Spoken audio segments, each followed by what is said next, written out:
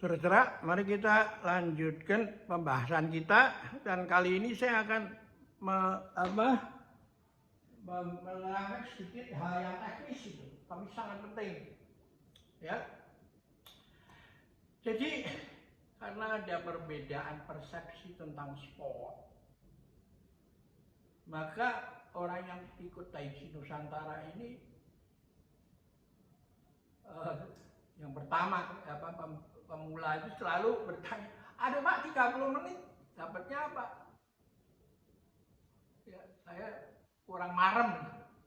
Mengapa kalau saya ke fitness, wah sampai keringatnya bercucuran itu. Suruh treadmill dulu, lalu angkat-angkat ini beban ya itu, otot apa segala. Apa kok cuma 30 menit? Bandingkan dengan sekarang seorang yang berlatih 1 jam, Bapak 30 menit cuma. Dokter aja bilang 150 menit. Kalau you coba breakdown 150 bagi 30 dapatnya 5 kan. 5 itu dapat dari mana tuh? Dokter menyarankan itu. Ternyata Senin, Selasa, Rabu, Kamis, Jumat, Sabtu, Minggu perek.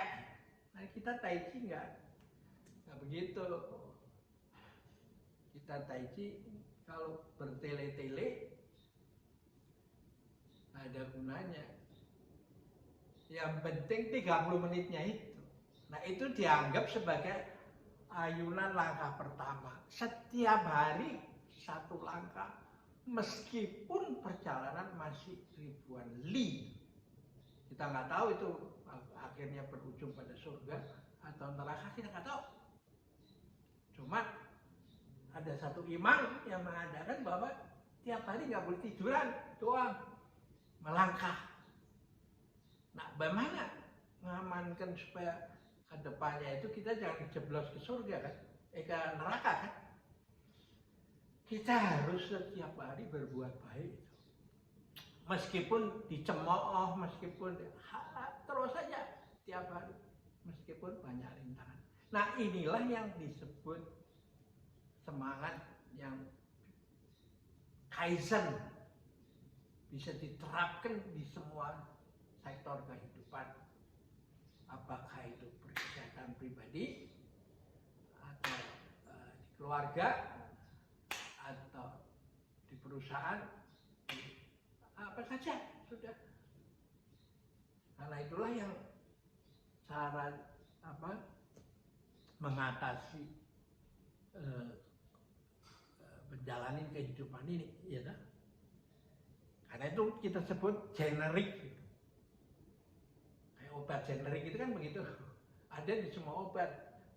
Nah, mereknya bisa beda-beda, tapi kalau dilihat kontennya, ya itu aja, elemen itu, kimia itu.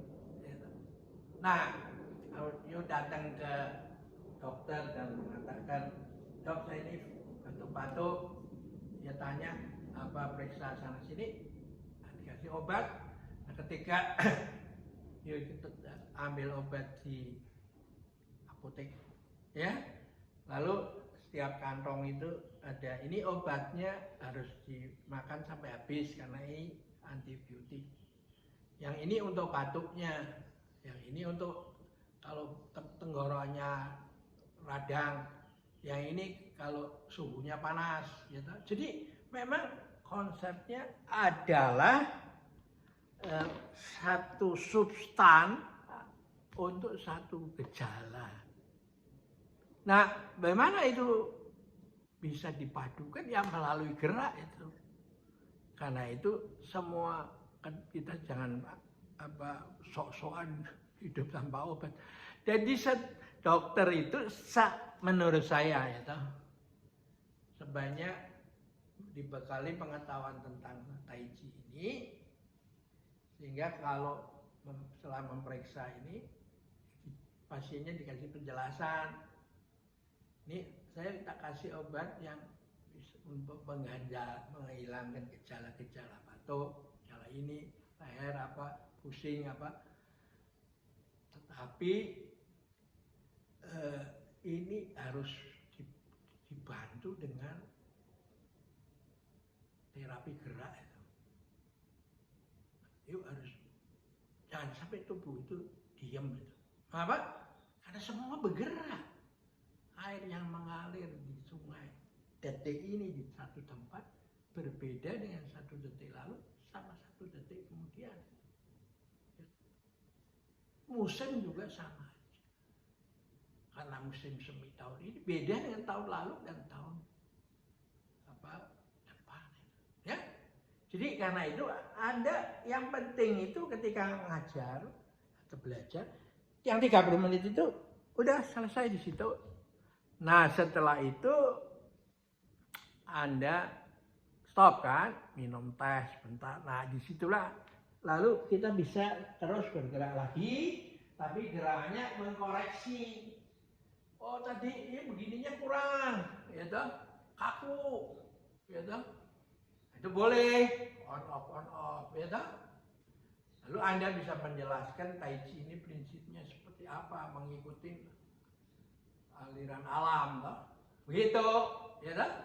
Jadi jangan ya sudah orang memanggil Anda untuk ngajar dia klub 30 menit terus kabur pulang. Semua ya nggak akan dipanggil lagi. Nah kalau dijelasin ini maka mereka akan tahu dan lalu bisa berkelanjutan, ya. Oke, sampai sini dulu. Kita ketemu lagi.